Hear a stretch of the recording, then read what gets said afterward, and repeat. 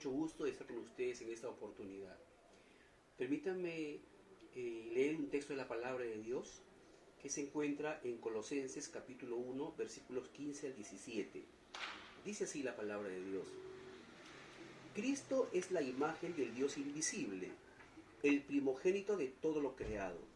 Dios ha creado en él todas las cosas. Todo lo que existe en el cielo y en la tierra, lo visible y lo invisible, sean tronos, dominaciones, principados o potestades, todo lo ha creado Dios por Cristo y para Cristo. Amén. Permítame orar. Dios, te damos gracias en el nombre de Jesús por esta preciosa oportunidad que nos das de compartir tu palabra.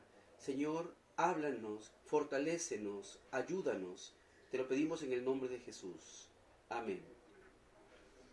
En esta oportunidad, hermanos, quisiera compartirles sobre la grandeza y la soberanía de Jesucristo. El apóstol Pablo estaba encarcelado en Roma, esperando su pronto sacrificio. Él sabía que le quedaba poco tiempo. Como había compartido la palabra de Dios en varios lugares, así recibía visitantes, hermanos de diferentes iglesias que lo iban a ver, y en esta oportunidad él escribe a los hermanos de Colosas, a los colosenses, porque había recibido la visita de algunos hermanos de Colosas y ellos le habían informado que los hermanos en la iglesia de Colosas estaban padeciendo algunas dificultades. Las dificultades que ellos atravesaban eran básicamente doctrinales, porque los creyentes de Colosas eran personas no judías, sino más bien gentiles. Y cuando un gentil o un judío o cualquier persona se convierte a Cristo, hay un proceso de adecuación a su vida. Así estos gentiles trajeron a su fe, a su práctica religiosa, sus pensamientos, su filosofía, y como que había un sincretismo, una mezcla. Es como hoy aquí en el Perú, si un católico se convierte al Señor, entonces empezará un proceso de conversión mental, intelectual, escritural. Así, para que entienda un católico que debe abandonar la idolatría, le costará un poco. Así, a una persona que ha sido pecadora, un bebedor, un violento, le costará al principio adecuarse a los principios de Dios. Así, en Colosas habían ingresado algunas personas que eran intelectuales y que ellos entendían la vida teológica como un concepto medio extraño. Jesucristo no era el Dios para ellos, porque ellos tenían un concepto platónico.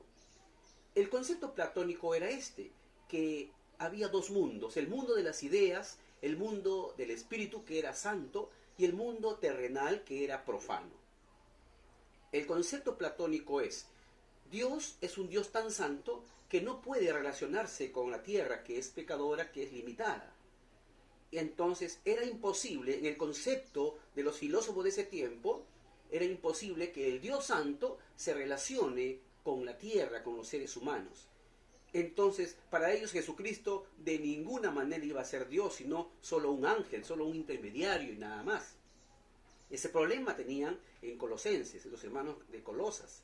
Y es por eso que el apóstol Pablo, para dirimir esta controversia, este problema, escribe el texto que hemos leído, que en otra versión dice lo siguiente: porque en él, o sea en Jesucristo, fueron creadas todas las cosas, las que hay en los cielos, las que hay en la tierra, visibles e invisibles, sean tronos, sean dominios, sean principados, sean potestades.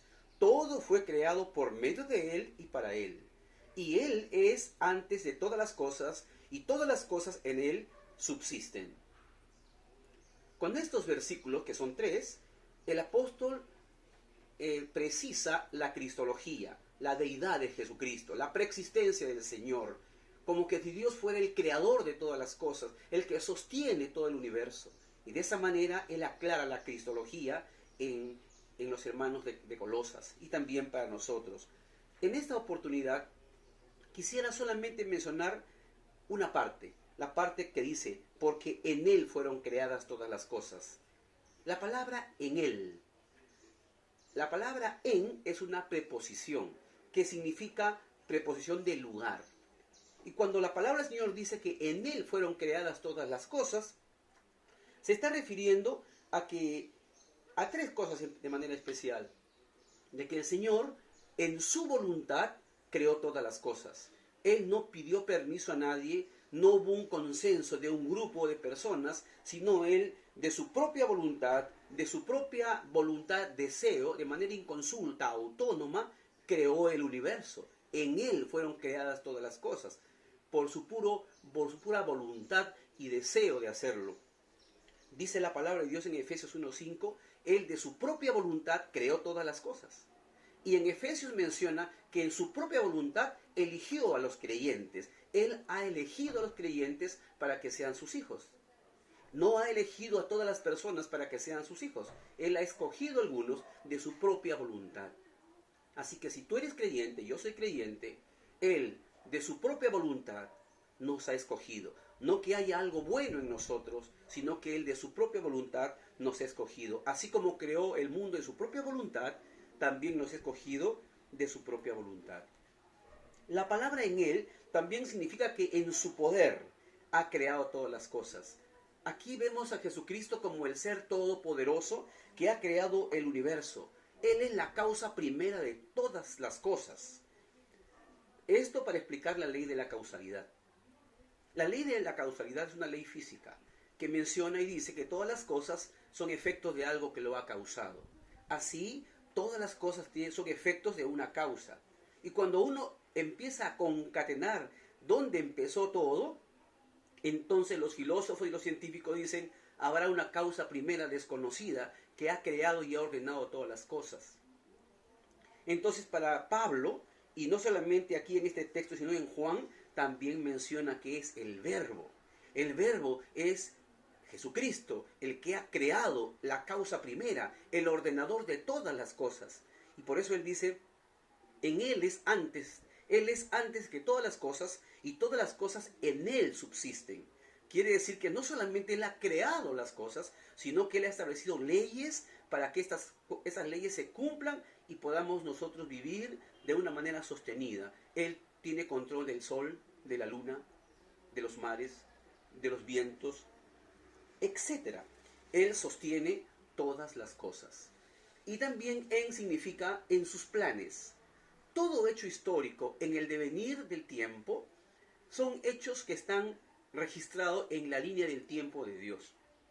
Aquí yo quisiera finalizar y precisar lo que acabo de mencionar.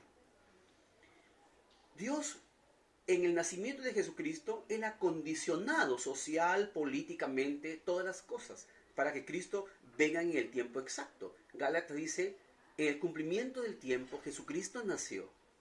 Así como su segunda venida. El Señor va a venir pronto y hay condiciones que Él ha creado para que esa situación de la segunda venida de Cristo se realice.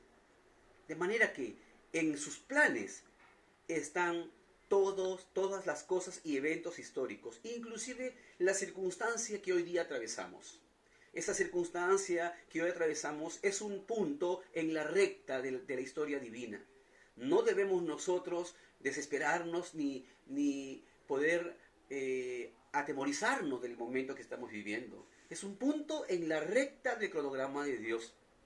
Vendrán muchas cosas más en el futuro, pero nada de eso escapa al control de Dios. Confiar en el Señor entonces es una esperanza nuestra. El confiar en el Señor debe ser más bien para nosotros una necesidad. Y esta oportunidad quería solo mencionar este concepto de en Él, sus planes, en su poder, en su voluntad. Entonces, cuando uno está en la voluntad de Dios y vive en la voluntad de Dios, tenemos esa paz y ese gozo y esa confianza. Que pasen las circunstancias que pasen, en las manos de Dios Todopoderoso y en su gran voluntad estamos. Eso es lo que quería mencionar en esta oportunidad. Que Dios te bendiga, recibe un abrazo de mi parte. Bendiciones.